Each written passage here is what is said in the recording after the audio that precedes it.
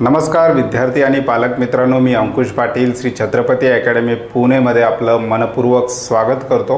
आजच्या व्हिडिओचा विषय आहे नीट ॲप्लिकेशन फॉर्म भरल्यानंतर ॲप्लिकेशन फॉर्ममधल्या कुठल्या महत्त्वाच्या गोष्टी NTA ला अपेक्षित आहेत, ज्या विद्यार्थ्यांच्या पुढे चालून ॲडमिट कार्डवर त्याचबरोबर स्कोर कार्डवर त्या गोष्टी घेतल्या जातात, त्याविषयी डिटेल इन्फॉर्मेशन आपण आजच्या व्हिडिओमध्ये घेणार आहोत। महाराष्ट्रातील बहुतांश विद्यार्थ्यांचे नीटचे ॲप्लिकेशन फॉर्म भरून झालेले आहेत, काही विद्यार्थ्यांचे बाकी आहेत।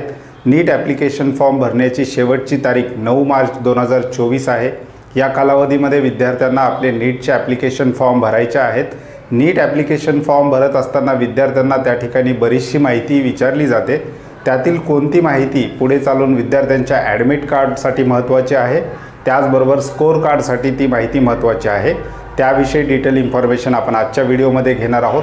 ॲडमिट कार्ड आणि स्कोर कार्डसाठी वापरली जाणारी माहिती जी आहे NTA ला अपेक्षित आहे की विद्यार्थ्यांनी त्या माहितीमध्ये चुका करू नये असं NTA ला अपेक्षित आहे। बाकी भरपूर माहिती त्या ठिकाणी विचारली जाते, परंतु त्यातली सगळीच माहिती तुमच्या ॲडमिट कार्ड किंवा स्कोर कार्डसाठी वापरली जात नाही। कोणकोणते महत्त्वाचे मुद्दे आहेत जे तुमच्या ॲडमिट कार्ड आणि स्कोर कार्डसाठी महत्त्वाचे आहेत, त्याविषयी डिटेल इन्फॉर्मेशन आपण आजच्या व्हिडिओमध्ये घेणार आहोत। श्री छत्रपती अकॅडमी पुणेच्या पेड काउन्सिलिंग सर्व्हिसेसला सुद्धा आम्ही चालू केलेलं आहे। डिस्क्रिप्शन बॉक्समध्ये आमचे कॉन्टॅक्ट नंबर आहेत, त्याचबरोबर आमचा ॲड्रेस आहे।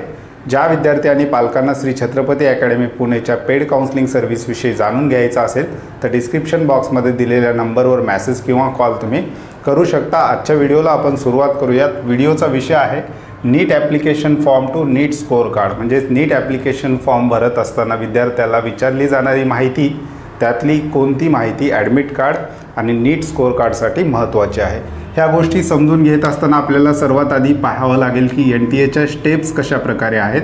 पहिला आहे नीटसाठी विद्यार्थ्यांकडून ॲप्लिकेशन फॉर्म भरून घेणे, म्हणजेच NTAच्या वेबसाईटवर आत्ता जे काही नीट एक्झाम देऊ इच्छिणाऱ्या विद्यार्थ्यांकडून एक्झामसाठीचा जो ॲप्लिकेशन फॉर्म आहे तो भरण्याला सुरुवात झालेली आहे।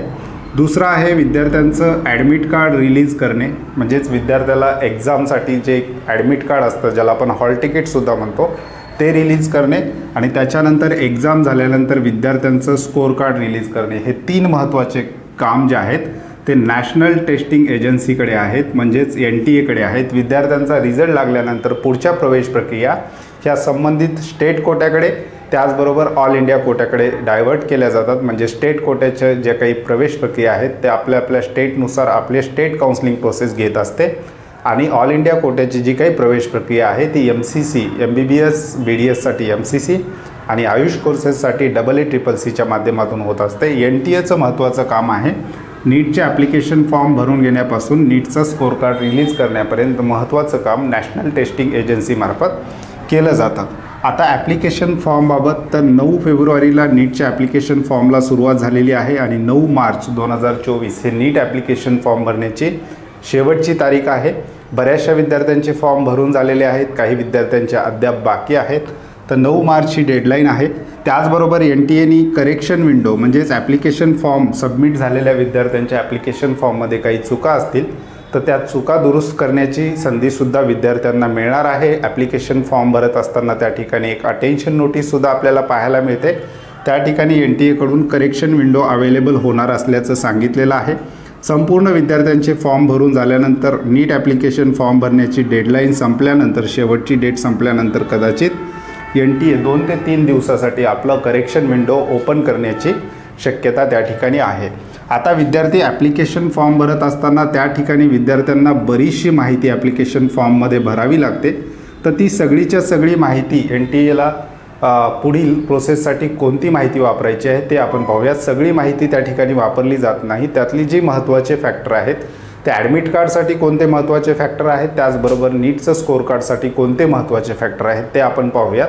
म्हणजे ॲडमिट कार्डवर येणारी माहिती आणि स्कोर कार्डवर येणारी जी काही माहिती आहे त्याच्यामध्ये विद्यार्थ्यांकडून चुका होऊ नये असं NTAला अपेक्षित आहे, त्यामुळेच हे करेक्शन विंडोची फॅसिलिटी येणाऱ्या काळामध्ये विद्यार्थ्यांना देण्यात येणार आहे। आता आपण पाहूयात की विद्यार्थ्यांनी नीट ॲप्लिकेशन फॉर्म भरल्यानंतर त्यातली कोणती माहिती विद्यार्थ्याच्या ॲडमिट कार्डवर किंवा हॉल तिकीटवर प्रिंट होऊन येत असते ते आपण पाहूयात। पहिला आहे विद्यार्थ्याचा रोल नंबर जो आहे तो ॲडमिट कार्डवर येत असतो. तो ॲप्लिकेशन फॉर्ममध्ये विद्यार्थ्यांना भरावा लागत नाही. रोल नंबर विद्यार्थ्यांना NTA कडून पुरवले जातात. म्हणजेच तुमचा रोल नंबर जो आहे तो तुम्हाला ॲडमिट कार्ड आल्यानंतर कळणार आहे.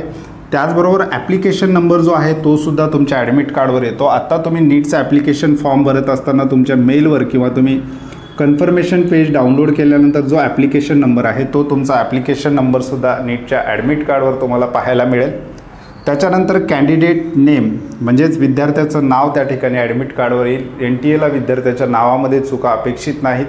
विद्यार्थ्यांकडून चुका झाल्या असल्या तरी करेक्शन विंडोमध्ये कदाचित त्या दुरुस्त करण्याची संधी दिल्या जाईल किंवा चुका झाल्या तरी विद्यार्थ्यांना कदाचित पुढे ॲफिडेविटसुद्धा करण्याची संधी ॲडमिशन प्रोसेस दरम्यान मिळण्याची शक्यता आहे. तर विद्यार्थ्याचं नाव हे एक महत्त्वाचं फॅक्टर आहे ॲडमिट कार्डसाठी. त्याच्यानंतर विद्यार्थ्याच्या वडिलाचं नावसुद्धा ॲडमिट कार्डवर प्रिंट होऊन येतं. त्याचबरोबर जेंडर जे आहे विद्यार्थ्याचं, मेल फिमेल जे काही जेंडर आहे विद्यार्थ्याचं ते सुद्धा तुमच्या ॲडमिट कार्डवर तुम्हाला पाहायला मिळणार आहे. त्याचबरोबर डेट ऑफ बर्थ म्हणजेच तुमची डेट ऑफ बर्थ जन्मतारीख जी आहे तीसुद्धा तुमच्या ॲडमिट कार्डवर प्रिंट होणार आहे. त्याच्यानंतर विद्यार्थ्याची कॅटेगरीसुद्धा ॲडमिट कार्डवर प्रिंट होणार आहे. कॅटेगरीच्या बाबतीत बऱ्याचशा विद्यार्थ्यांना या ठिकाणी बरेचसे प्रश्न आहेत की नंतर विद्यार्थ्यांना कॅटेगरी चेंज करता येते का.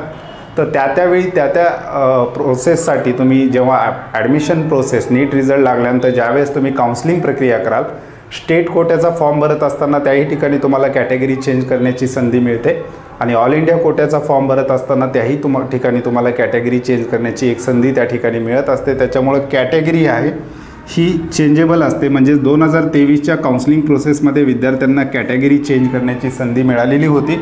ऑल इंडिया कोट्यासाठी असेल त्याचबरोबर स्टेट कोट्यासाठी सुद्धा कॅटेगरी चेंज करण्याची संधी विद्यार्थ्यांना त्या ठिकाणी मिळत असते. विशेषतः महाराष्ट्रातील जो काही मराठा समाज आहे त्यांना आता आरक्षणाचा मुद्दा आहे.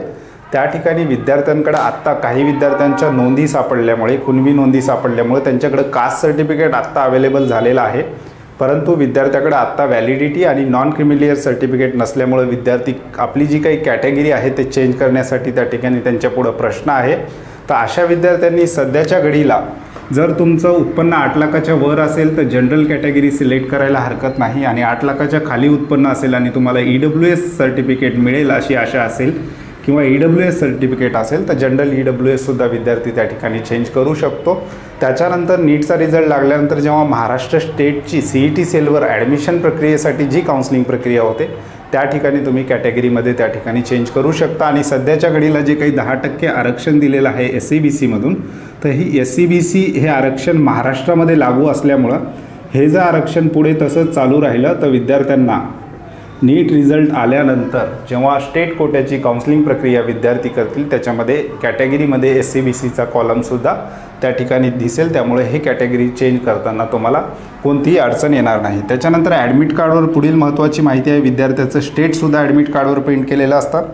त्याचबरोबर PWD म्हणजे अपंगत्वाच्या बाबतीत काही प्रश्न तुम्हाला ॲप्लिकेशन फॉर्म भरत असताना विचारले गेलेले आहेत, त्या प्रश्नांची उत्तरंसुद्धा तुम्हाला ॲडमिट कार्डवर प्रिंट झालेली पाहायला मिळतील. त्याच्यानंतर विद्यार्थ्याचा फोटो तुमच्या ॲडमिट कार्डवर येत असतो. त्याच्यानंतर विद्यार्थ्याची साईन, त्याच्यानंतर क्वेश्चन पेपर मीडियम जो तुम्ही ॲप्लिकेशन फॉर्ममध्ये भरत आहात तोच क्वेश्चन पेपर मीडियम तुम्हाला ॲडमिट कार्डवर प्रिंट झालेला पाहायला मिळेल. त्याच्यानंतर मग त्यानंतर NTA कडून काही गोष्टी ॲड केलेल्या असतात ॲडमिट कार्डवर. ते आहे date of examination, reporting time, centre तुम्हाला दिलं जाईल इत्यादी माहिती त्या ठिकाणी त्या ठिकाणी NTA मार्फत ॲडिशनल त्या ठिकाणी दिली जाते. आता तुम्हाला ॲप्लिकेशन फॉर्म भरत असताना 2 सेंटर निवडायचे आहेत. त्यापैकी एक सेंटर तुम्हाला त्या ठिकाणी अलॉट होईल. अलॉट झालेलं सेंटर कुठल्या शहरात आहे, कोणत्या कॉलेजवर किंवा कोणत्या ठिकाणी तुमची एक्झाम होणार आहे ती NTA मार्फत तुमच्या ॲडमिट कार्डवर प्रिंट होऊन येत असते. त्याचबरोबर फोटो, थंब आणि साईन यासाठी सुद्धा बॉक्स दिलेले असतात. त्यापैकी थंब विद्यार्थी घरून करून घेऊन जातात आणि फोटो आणि साईन तुम्हाला एक्झाम हॉलमध्ये त्या ठिकाणी करावी लागते. त्याचबरोबर तुमचा जो काही पोस्टकार्ड साईज फोटो आहे, ॲडमिट कार्डचे 2 पेजेस आपल्याला 2023मध्ये आलेले पाहायला मिळतात. पहिल्या पेजेसवर ही सगळी माहिती आणि दुसऱ्या पेजेसवर तुम्हाला पोस्टकार्ड साईज फोटोसुद्धा घरून चिटकवून त्याला घेऊन जाण्याची सुविधा त्या ठिकाणी उपलब्ध करून दिली जाते. तर ॲप्लिकेशन फॉर्ममधली ही महत्त्वाची माहिती ॲडमिट कार्डसाठी वापरली जाते. आता ॲप्लिकेशन फॉर्ममधली कोणती माहिती विद्यार्थ्यांचा जेव्हा नीटचा रिझल्ट डिक्लेअर होतो तर स्कोअर कार्डवर प्रिंट होते, ती माहिती महत्त्वाची आहे पुढील ॲडमिशन प्रक्रियेसाठी. त्यामध्ये कोणत्याही विद्यार्थ्यांकडून चुका अपेक्षित NTA नाहीत. त्यामुळे ही माहिती भरत असताना आत्ता ॲप्लिकेशन फॉर्म भरून झाला असेल तर तो एकदा व्यवस्थित चेक करून घ्या. आणि स्कोअर कार्डवर कोणकोणत्या महत्त्वाच्या माहिती प्रिंट केल्या जातात तर विद्यार्थ्याचा रोल नंबर म्हणजेच NTA कडून विद्यार्थ्यांना देण्यात आलेला रोल नंबर, त्याचबरोबर ॲप्लिकेशन फॉर्म भरत असताना विद्यार्थ्याला मिळालेला ॲप्लिकेशन नंबर हा सुद्धा स्कोअर कार्डवर प्रिंट होऊन येतो. हा तुमच्या कन्फर्मेशन पेजवर म्हणजेच आत्ता नीट ॲप्लिकेशन फॉर्म भरत असताना फॉर्म फायनल सबमिट झाल्यानंतर तुमच्या मेलवर जे कन्फर्मेशन पेज येतं त्यामध्ये सुद्धा तुम्हाला ॲप्लिकेशन नंबर तुम्हाला पाहायला मिळतो. रोल नंबर मात्र तुम्हाला नंतर NTA कडून प्रोव्हाइड केला जातो. त्याचबरोबर विद्यार्थ्याचं संपूर्ण नाव म्हणजेच 10वीच्या मार्कशीटवर ज्या प्रकारे नाव आहे विद्यार्थ्याचं त्याच प्रकारचं नाव विद्यार्थ्यांनी जर ॲप्लिकेशन फॉर्ममध्ये भरलं तर ते करेक्ट आहे. आणि त्यानंतर विद्यार्थ्याचं कॅन्डिडेट नेम स्कोअर कार्डवर प्रिंट होतं. त्याचबरोबर विद्यार्थ्याची डेट ऑफ बर्थ त्या ठिकाणी येते. त्याच्यानंतर विद्यार्थ्याच्या आईचं नाव, वडिलांचं नावसुद्धा महत्त्वाचं आहे, ते स्कोअर कार्डवर विद्यार्थ्याच्या प्रिंट होऊन त्या ठिकाणी येतं. त्याच्यानंतर विद्यार्थ्याचं जेंडर त्या ठिकाणी प्रिंट होऊन येतं. त्याचबरोबर विद्यार्थ्याची नॅशनॅलिटी कोणती आहे, नॅशनॅलिटी त्या ठिकाणी प्रिंट होऊन येते. ॲप्लिकेशन फॉर्म भरत असताना तुम्हाला तुमची नॅशनॅलिटी विचारलेली असते, तीच माहिती पुढं स्कोअर कार्डवर आलेली आपल्याला पाहायला मिळते. त्याचबरोबर विद्यार्थी PWD आहे का म्हणजे अपंग वगैरे आहे का याविषयी त्या ठिकाणी स्कोअर कार्डवर माहिती दिली जाते. त्याचबरोबर विद्यार्थ्याचा पासपोर्ट साईज फोटो त्या स्कोअर कार्डवर प्रिंट केलेला येतो. म्हणजेच ॲप्लिकेशन फॉर्म भरत असताना तुम्ही ज्या प्रकारचा पासपोर्ट साईज फोटो दिलेला आहे तो महत्त्वाचा आहे, तो तुमच्या स्कोअर कार्डवर तुम्हाला नंतर आलेला पाहायला मिळेल. त्याच्यानंतर नीट एक्झाम झाल्यानंतर रिझल्ट जो काही स्कोअर कार्डवर येतो त्याच्यामध्ये पर्सेंटाईल स्कोअर, त्याचबरोबर विद्यार्थ्यांनी नीटमध्ये मिळवलेले गुण, त्याचबरोबर विद्यार्थ्याचा ऑल इंडिया रँक, त्याचबरोबर विद्यार्थ्याची कॅटेगरीसुद्धा स्कोअर कार्डवर प्रिंट करून येत असते. त्याचबरोबर कॅटेगरी रँकसुद्धा स्कोअर कार्डवर दिलेली असते. त्याचबरोबर विद्यार्थी अपंग असेल त्याची अपंगत्वाची रँक ऑल इंडिया लेवलवर किती असते याविषयीची डिटेल माहिती विद्यार्थ्यांच्या स्कोअर कार्डवर प्रिंट झालेली आपल्याला पाहायला मिळते. त्याच्यामुळं ॲप्लिकेशन फॉर्म भरत असताना जी काही ॲडिशनल माहिती विचारलेली आहे म्हणजे तुमची रुरल आहे का अर्बन आहे, त्याचबरोबर तुमच्या शाळेचं नाव काय होतं, त्याचबरोबर तुमचे पिनकोड, त्याचबरोबर ॲड्रेस, ही सगळी ॲडिशनल माहिती NTAने ॲप्लिकेशन फॉर्म भरून घेताना विचारलेली आहे. ती माहिती महत्त्वाचीच आहे, परंतु ती माहिती ॲडमिट कार्ड किंवा स्कोअर कार्डवर कशाही प्रकारे प्रिंट होत नाही. त्यामध्ये थोड्याफार चुका झाल्या तरी चालतील, पण ह्या ज्या काही माहिती आपण सांगितलेल्या आहे ॲडमिट कार्ड किंवा स्कोअर कार्डवर येणारे जे काही फॅक्टर आहेत ते भरत असताना विद्यार्थ्यांनी काळजीपूर्वक भरायचे आहेत. ते अत्यंत महत्त्वाचे फॅक्टर आहेत. जर चुका झाल्या असतील तर करेक्शन विंडो जेव्हा येईल त्यामध्ये हे फॅक्टर विद्यार्थ्यांनी विशेषतः चेक करायचं आहे.